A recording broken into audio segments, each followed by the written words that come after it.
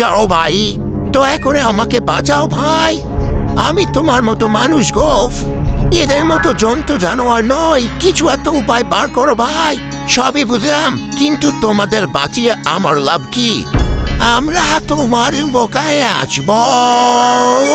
কি উপকারে লাগবে জানা আছে? ইঁদুরের কাজ আমার জামা কাপড় কাটা, ও কোন উপকারে আসবে? আর কাটবো না, কাটবো না গো, সত্যি ময়ছি। সারা জীবন তোমার গোলামি করব। আচ্ছা, কিন্তু সাপকে বাঁচালে ও বেরি আমাকে চবল দেবে। ওর উপকার করে আমি কি শেষে মরবো?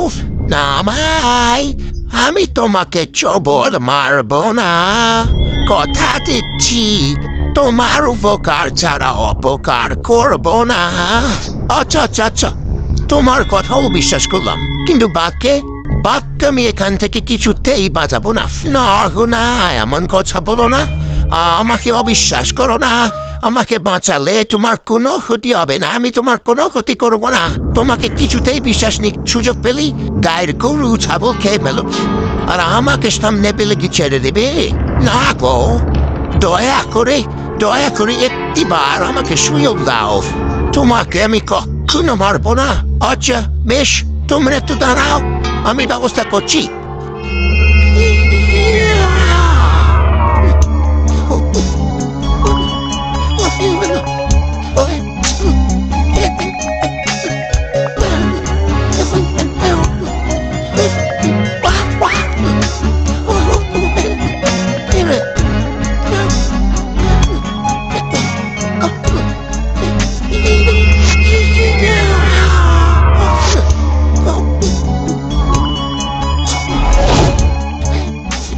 তুমি আমার প্রাণ রক্ষা করেছ, তুমি আমার রক্ষাকর্তা।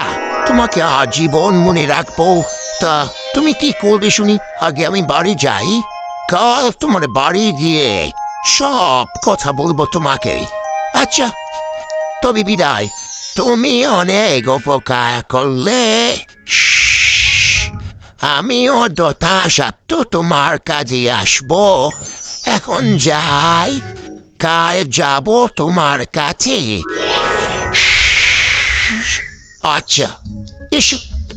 ও শিকারীরা বা, আমিও কিন্তু এখন বাড়ি যাব, কিন্তু আবার আসবো তোমার কাছে উপহার নিয়ে।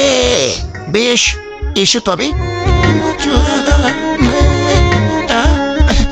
কিন্তু আমি কি করবো বলো তো ভাই? কেন? তুমিও বাড়ি যাও, আর কি করবে? আমার কি বাড়ি আছে যে যাব? আমার তো কিছুই নেই। আহারে, তোমার বুঝি কোথাও কেউ নেই? না গো দাদা, আমার তিন কুলে কেউ নেই। ঘুরতে ঘুরতে জঙ্গলে পথ হারিয়ে এই গর্তে পড়ে গেছি। এখন কি করবে তুমি? সেই তো, কি করব, কোথায় যাব, কিছুই বুঝতে পারছি না। আমি তো আর বাঘ সাপের মতো জঙ্গলে থাকতে পারবো না। একটা কিছু খুঁজতে হবে আমায়। আমি একটা কথা বলি, যদি তোমার আপত্তি না থাকে, তবে আমার সাথে আমার বাড়িতে চলো। তুমি আমায় থাকতে দেবে তোমার বাড়িতে? আমি হায় খুশি মনে যাব। তবে হ্যাঁ, আমার ঘরটা কিন্তু খুব ছোট, থাকতে কষ্ট হবে না তো? তুমি এত ভাবছো কেন? আমার তো ঘর বাড়ি কিছুই নেই, তুমি আমাকে থাকতে দিচ্ছ, এটাই অনেক। আমার কোনো কষ্ট হবে না, দুজনে মিলে একসাথে বেশ মজা করে থাকা যাবে। তাহলে আর কি, চলো আমার বাড়ি। হ্যাঁ, চল চল।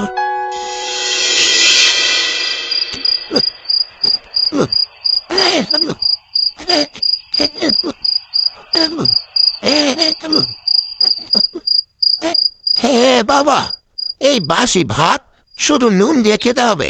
হ্যাঁ ভাই, কি করব বলো? আজ শিকারে গিয়ে কিছুই পাইনি, তার উপর তোমাদের গর্ত থেকে উদ্ধার করতেই পুরো টিমটা চলে গেল। এইটুকু কষ্ট করে খেয়ে নাও। সেই তো আসলে আমি তো শুধু নুন ভাত খেতে পারি না, তাই বলছিলাম। হ্যালো, আরে সে বাঘের গলা শোনা গেল না? হ্যাঁ হ্যাঁ, ঠিক বলেছো তো। চলো তো একবার বেরিয়ে দেখি সত্যি এসেছে কিনা।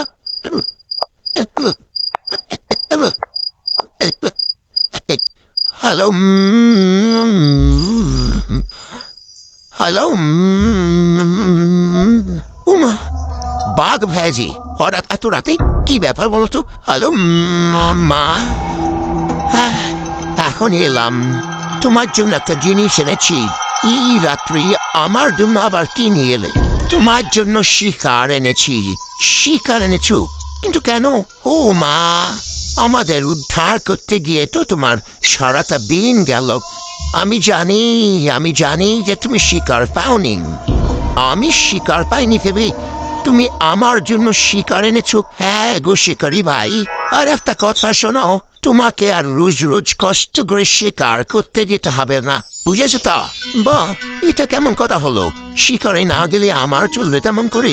আমি তো আছি, নইলে তোমার উপকারে আমি লাগবো কিভাবে? মানে মানেটা হলো আমি এখন থেকে তোমার জন্য শিকার ধরে আনবো, বুঝেছ? বেশ বেশ, অতি উত্তম প্রস্তাব বাপায়া। আজকে শিকার তোমার উঠোনে রেখে দিয়েছি, এখন আসি, কাল আসবো।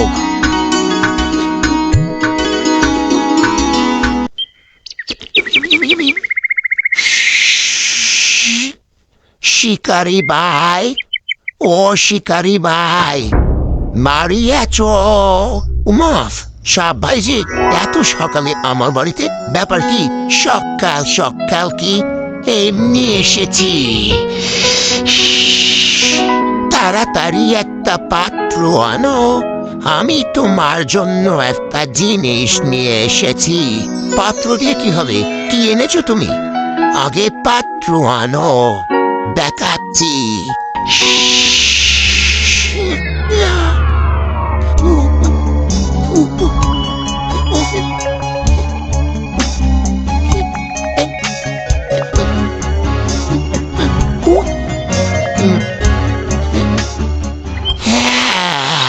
নাও শিকারি দাদা, এটা লাখো তুমি।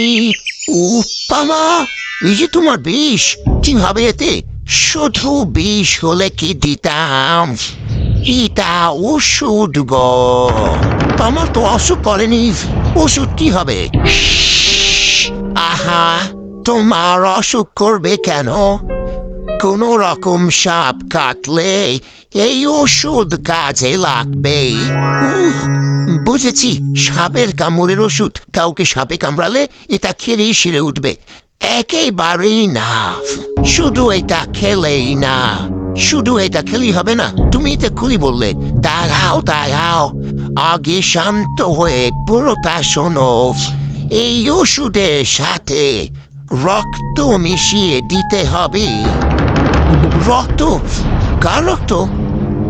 যে সে লোকের রক্ত নয়, তাহলে কোন মিথ্যাবাদী বিশ্বাসঘাতক লোকের রক্ত।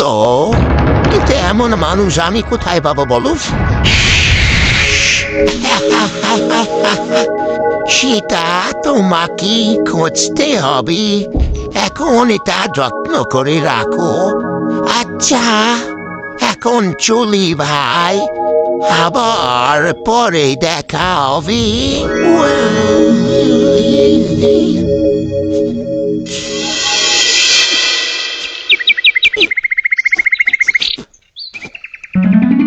ও, কাল না করে এরকম ভাবে ঘরে বসে থাকতে থাকতেছি, হাঁপিয়ে উঠেছি, ভালো লাগছে না। ওই দেখো ইঁদুর ভাইয়া। আচ্ছা, এবার বলো তুমি হঠাৎ আমার বাড়িতে কেন এলে? তোমার জন্য একটা পকলি এনেছে কৌশিকারি দাদা। এই দেখো, আমার জন্য এনেছো, কিন্তু এতে কি আছে বলো তো ভাইয়া? বলেছিলাম না তোমার জন্য উপহার আনবো, সেটাই আজ নিয়ে এলাম গো। ও তাই বুঝি? তা কি উপহার এনেছো দেখি? নাও নাও, আরো ধরো। ওই বাবা, এত দামি দামি হিরে মণি মানে কোথায় পেলে? কোথায় পেলে তুমি এত মূল্যবান উপহার এনেছো? কোথায় পেলে? তোমার উপকারের কাছে এই উপহার তো তুচ্ছ। এতদিন ধরে লোকের বাড়িতে জিনিস কেটে সরিয়ে এগুলো সঞ্চয় করেছি, তাই। হ্যাঁ গো, এগুলো আজ থেকে তোমার হলো গো দাদা। কি বলছো? কিন্তু এগুলো দিয়ে আমি কি করব? কেন? তোমার এই ছোট্ট করে ঘরটা ভেঙে বড় বাড়ি বানাও। ঠিকই বলেছ, ঠিকই বলেছ।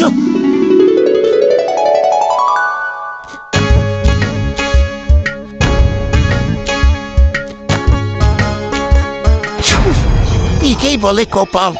ছিল গরিব শিকারী, নুন আনতে পান্তা পুরোতো, আর এখন একেবারে রাজা, কিছুই করলো না, অথচ এত কিছু পেয়ে গেল। দেখলেই আমার অসহ্য লাগছে। আমিও তো ওই জানোয়ারগুলোর সাথে একই গর্তেই ছিলাম, কিন্তু কিছুই তো পেলাম না। শোনো, শোনো, শোনো, সবাই শোনো, আমাদের গ্রামের জমিদারের বাড়ি থেকে বহু মূল্যবান জিনিস চুরি গেছে।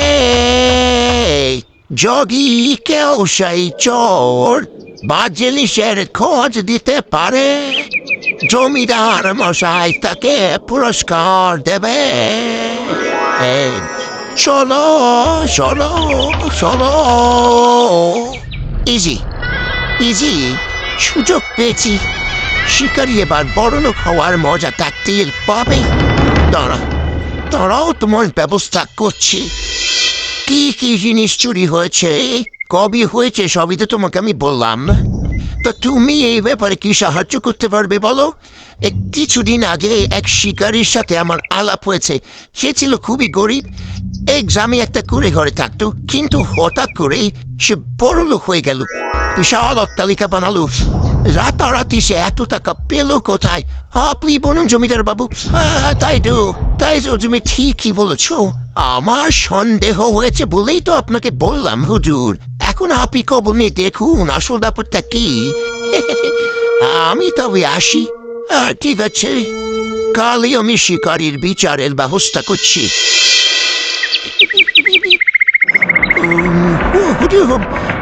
আপনার বাড়ি থেকে কি জিনিসকে কিভাবে চুরি হয়েছে আমি জানি না।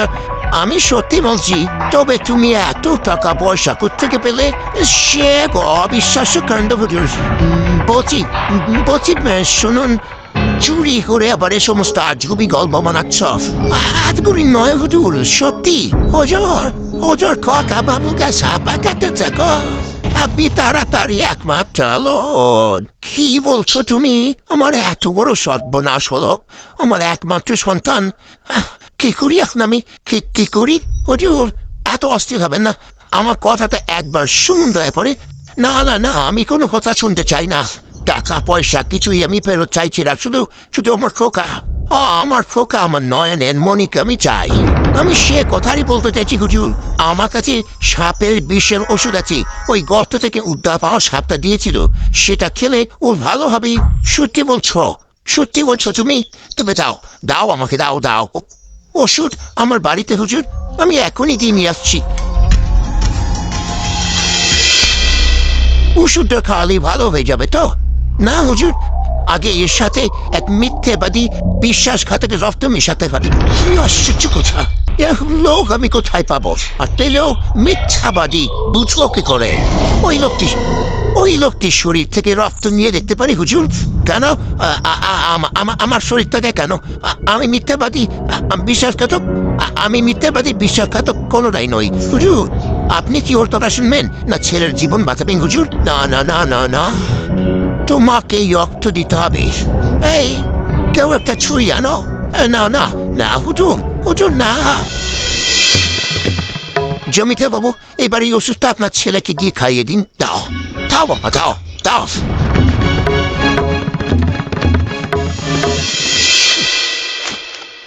এবার অবাক কাণ্ড। তোমার দেওয়া ওষুধ খেয়ে আমার ছেলে জ্ঞান ফিরেছে, সুস্থ হয়ে উঠেছে। তোমাকে যে আমি কি বলে কৃতজ্ঞতা জানাবো? আমি যে মিথ্যে বলিনি আর প্রমাণ পেলাম তো হুজুর। ওই লোকটিকেও আমি উদ্ধার করেছি, আমার বাড়িতে থাকতে দিয়েছি। সেসব ভুলে পুরস্কারের লোভে ও আপনার কাছে আমাকে চোর সাজাচ্ছে, আমার নামে মিথ্যে বলছে। এই, কে কোথায় আছিস? এই লোকটাকে বন্দি কর। আর কখনো মিথ্যে বলবো না হুজুর। আমায় ছেড়ে দিন হুজুর, আমায় ছেড়ে দিন। আর শিকারী, তুমি আর আমি আজ থেকেই বন্ধু।